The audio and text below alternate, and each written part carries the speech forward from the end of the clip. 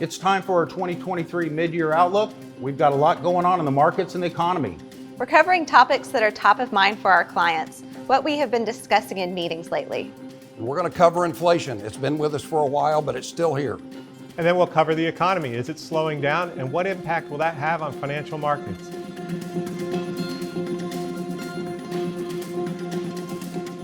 Today we're going to focus on topics that are top of mind for our clients. So Melissa, what are you hearing? Thank you, Brian.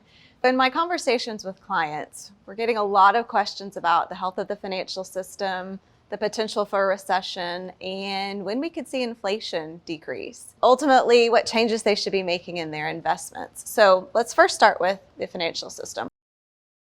Well, the financial system is going through some stress. It's being caused from many factors. The U.S. federal government, too much debt. It's been racked up over decades. And now these higher interest rates are starting to bite. Commercial real estate, another stress area. Never really recovered from the pandemic. And you've got the work from home trend that is reduced occupancy levels. But stepping back, what the real issue is the high inflation that we experienced starting in 2021. It continued in 2022. The Fed decides they need to hike rates. They were guiding towards, it wasn't a Volcker moment, that they would be able to just hike 2 to 3 times. Inflation went a lot higher. They ended up having to hike 500 basis points in about a year. No one was prepared for it. Transitory inflation really wasn't very transitory, was it? Well, and to your point about inflation, back in the summer of 2022, headline consumer price index had increased 9% year over year. And we're about half of that right now, but that's still well above the Fed's target, where the Fed wants us to be. We're seeing some signs of inflation rolling over, but our clients, whether they're managing their businesses or supporting a family, they're really not seeing that. Steve, how do we address that disconnect where the data is saying one thing, but personal experiences are telling us something quite different? Now, Melissa, well, the fact is the clients are right. Prices are still going up. So as we talk about inflation coming down, that doesn't mean prices are falling. That just means that prices are going up more slowly than they had for the past few months. So that's good. But the broad increase in the price levels that we saw last year was something that we had not seen for decades.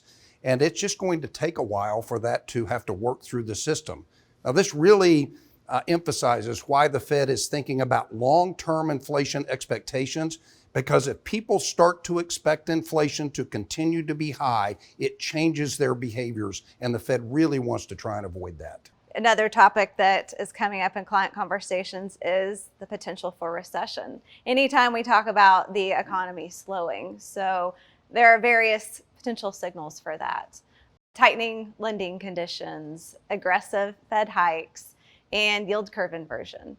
So Matt, what are our thoughts on recession? Coming out of COVID, they had a tailwind, all right? They had $2 trillion in excess savings, and they also had a white-hot job market where it was easy to find employment and wages were going up.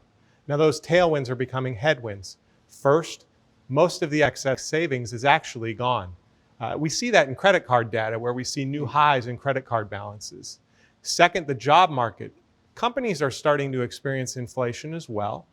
And they're starting to say, do I protect margin or do I go for growth? And what we're seeing is with 500 basis point increase in interest rates, they're looking to protect margin. So we've seen some layoffs, particularly in the tech industry.